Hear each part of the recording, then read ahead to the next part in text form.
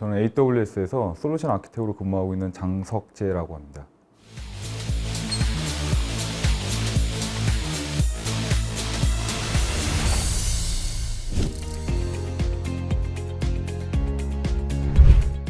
예, 저는 SA 역할을 하고 있는데요.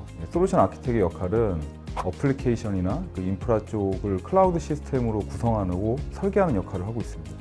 AWS라고 퍼블릭 클라우드 사업을 하고 있는 회사에서 일하고 있고요. 한 7년 정도 됐습니다. 공공 영역의 고객들을 대상으로 퍼블릭 클라우드 서비스를 설계하고 제공해드리는 그런 역할을 하고 있습니다. 스토리지뿐만 아니라 IT 모든 인프라를 제공해드리고 있습니다. 그래서 뭐 서버라든지 뭐 AI ML 서비스도 마찬가지고요. 어널리틱스 서비스들, 뭐 AI ML 서비스들 이런 것도 제공해드리고 있고요. 팀은 이젠 퍼블릭 섹터라는 팀이어서 공공 고객들, 뭐 예를 들면 정부 기관이라든지 뭐 대학도 있고요, 연구소라든지 뭐 이런 기관들 위주로 이렇게 저희가 만나고 고객들에게 클라우드 서비스를 제공해드리고 있습니다.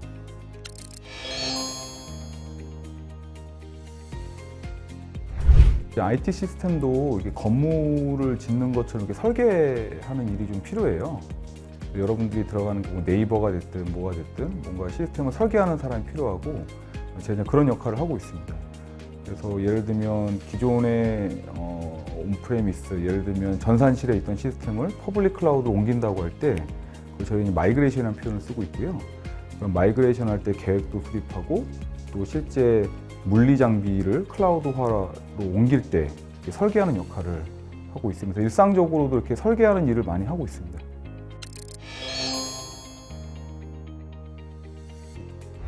솔루션 아키텍트 팀이 있고 그 세일즈 팀이 있어요. 그 세일즈 팀은 고객과 이렇게 세일즈적으로 영업적으로 이제 어프로치 제안하고 이런 역할을 하고 있고, 저는 기술적으로 고객들에게 기술적인 밸류와 가치를 이렇게 클라우드에다 가치를 전달하고 있어서요. 가장 많이 소통하는 팀은 당연히 세일즈 팀이고, 또 파트너 팀이라고 해서 이 퍼블릭 클라우드는 어떤 한 인프라나 솔루션만 갖고 되지는 않습니다. 여러 파트너분들하고 같이 일해야 돼서 파트너 팀하고도 같이 많이 일하고 있습니다.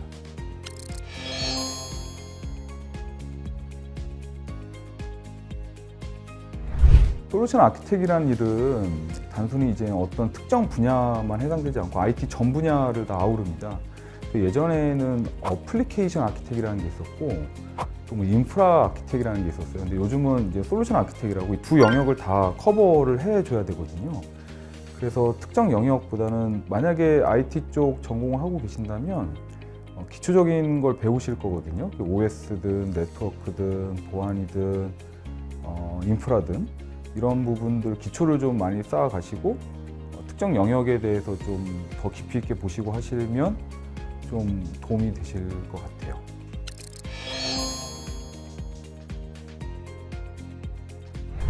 세부적인 지식을 알아서 되는 건 아니고 뭐 개발 영역까지 해서 전반적인 걸 다 두루 알고 있어야 되는 것도 포함돼서 뭔가 이제 설득하는 일들도 많이 필요합니다. 그 이유는 이제 뭔가 설계는 자기 스스로 하는, 자기 생각만으로 하는 게 아니라 다른 팀하고 이렇게 조율을 해서 같이 좀 고객과 설득도 하고 고객의 아키텍트를 바꿔가는 역할들을 좀 해야 되는데요. 그러려면 당연히 이제 의사소통하는 능력도 필요하고, 제일 중요한 건 이제 뭐 직무적인 전문성을 가져야겠죠, 당연히.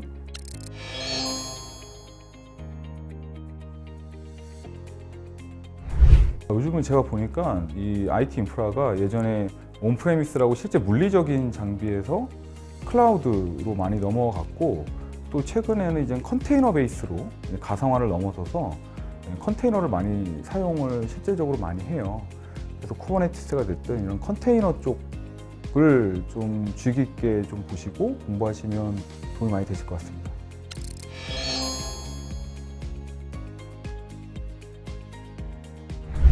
개발 역량 굉장히 뛰어나신 개발자분들 많으신데 이런 네트워크 쪽은 잘 모르세요.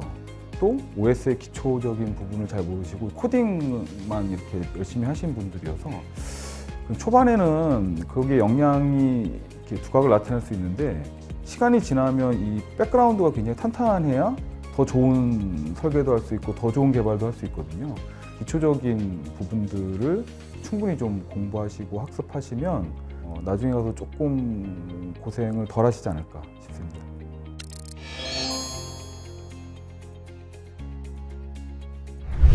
솔루션 아키텍이라는 일은 아까도 제가 거듭 말씀드린 전체적으로 다 지식을 좀 가지고 계셔야 돼요.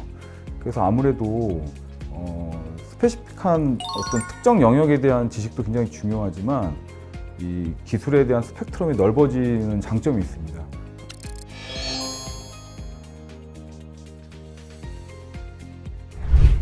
그 외국계 기업에 계시면 당연히 중요하시죠. 그 대화를 하셔야 되니까요. 다만 이제 국내 기업에 계시고 또 국내 고객을 주로 만나신다면 뭐 그만큼 외국계 기업에서 근무하시는 것만큼 중요하진 않을 수 있는데 그럼에도 불구하고 모든 기술 영역들이 대부분 영어로 되어 있어서 읽고 쓰는 능력은 굉장히 중요하다고 생각을 합니다.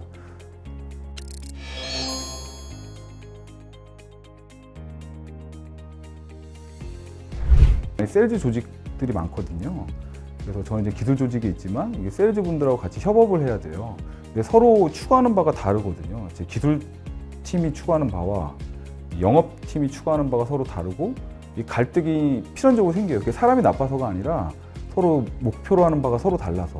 근데 그럴 때 이제 갈등이 생길 때 그걸 좀 유연하게 풀어가는 방법이 필요하거든요. 근데 저는 그걸 못했던 게 상대가 뭘 원하는지 잘 몰랐던 것 같아요. 근데 이게 시간이 지나니까 이제는 알게 됐지만 이거는 단순히 이제 세일즈와 기술만의 문제가 아니라 각각 개별 조직마다 추구하는 바가 다르고 회사의 목표하는 바는 같지만 조직마다 추구하는 바가 다를 때 이걸 좀 이렇게 유연하게 소통하고 조정하는 능력이 좀 필요하거든요. 그런 글쎄 뭐라고 그럴까요? 좀 유연한 마음이라고 해야 될까요? 이런 게 좀 필요한 것 같습니다.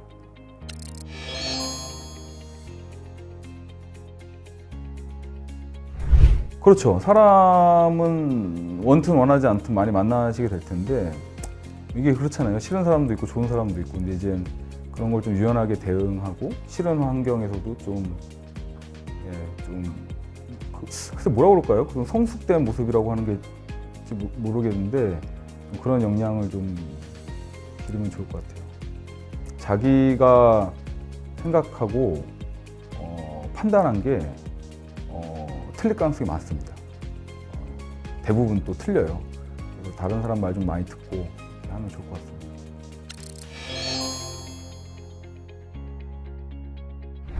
장교 생활을 마치고 이제 KT에서 이제 입사를 했는데 당시에 KT가 처음으로 퍼블릭 클라우드 사업을 이제 시작을 했습니다. 통신사에서 가장 핫한 일이 이제 모바일 쪽이에요. 모바일이 제일 핫한데 저는 거기를 안 갔거든요.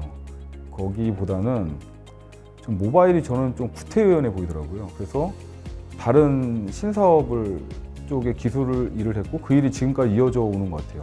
그래서 저는 모든 곳이든 되게 핫한 일들이 있거든요. 모든 사람들이 가고 싶어하는 일들이 있는데 또 시대 흐름은 아닐 수 있습니다. 잘 판단하셔서 하시면 좋을 것 같습니다.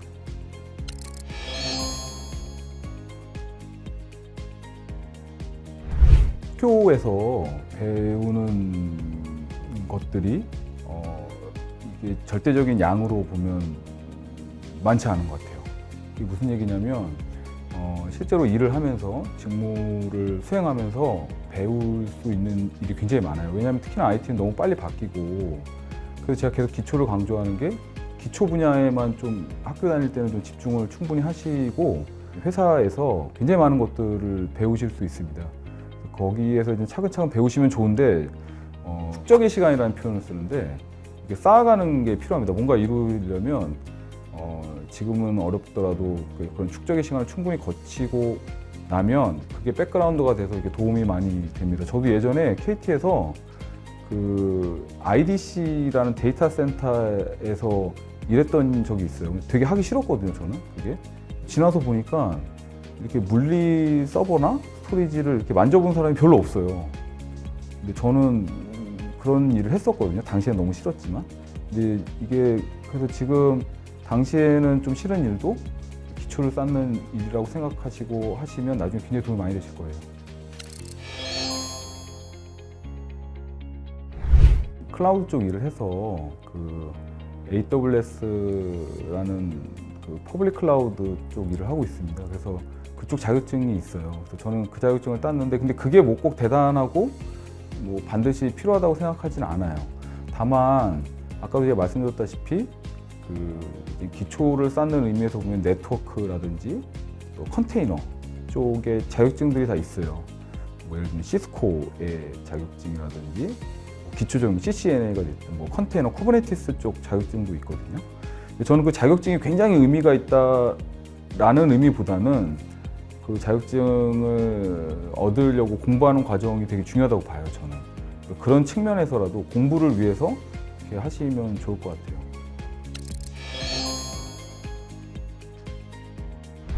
80점 이상은 만족하는 것 같습니다. 근데 지금 하고 있는 일은 뭔가 계속 배워야 돼요. 그래서 뭔가를 계속 배우는 건 쉽지가 않잖아요, 사람이요. 근데 뭔가 계속 호기심을 갖고 배워야 되는 게 자극이 되는 것 같아요. 그런 점 때문에 뭐 좀 높은 점수를 주고 싶습니다.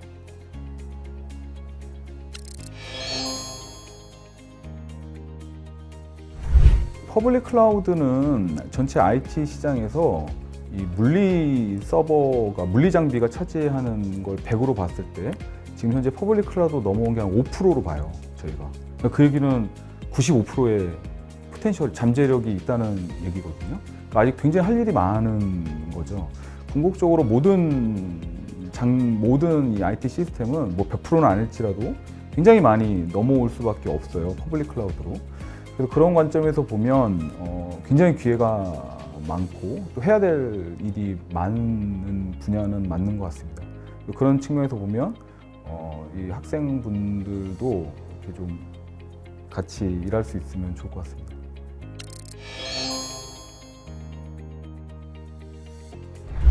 그 회사에서도 그 리더십 프린시플이라고 이제 갖춰야 될 여러 가지 역량 중에 하나가 되게 중요한 부분이, 특히나 SA는 Learn and be curiously 뭔가를 배우는 능력, 뭔가의 호기심을 지속하는 능력을 굉장히 중요하게 저희가 생각을 합니다. 그런 측면에서라도 근데 이거는 뭐 꼭 SA가 아니더라도 모든 일이 마찬가지일 것 같아요. 호기심을 갖고 뭔가 계속 배우려는 열망이 있는 사람이 요즘 하는 일에 또 맞는 것 같습니다.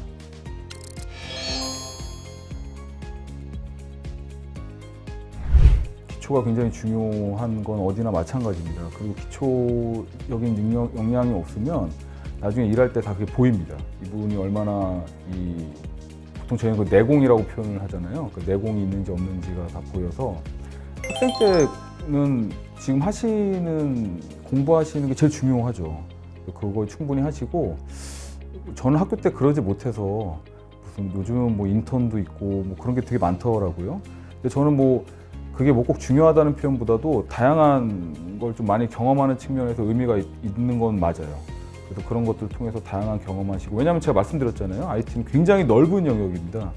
그래서 IT 전문가라는 말은 말이 안 되죠. 왜냐하면 너무 넓은 영역이어서 모든 분야를 다 할 수는 없어요.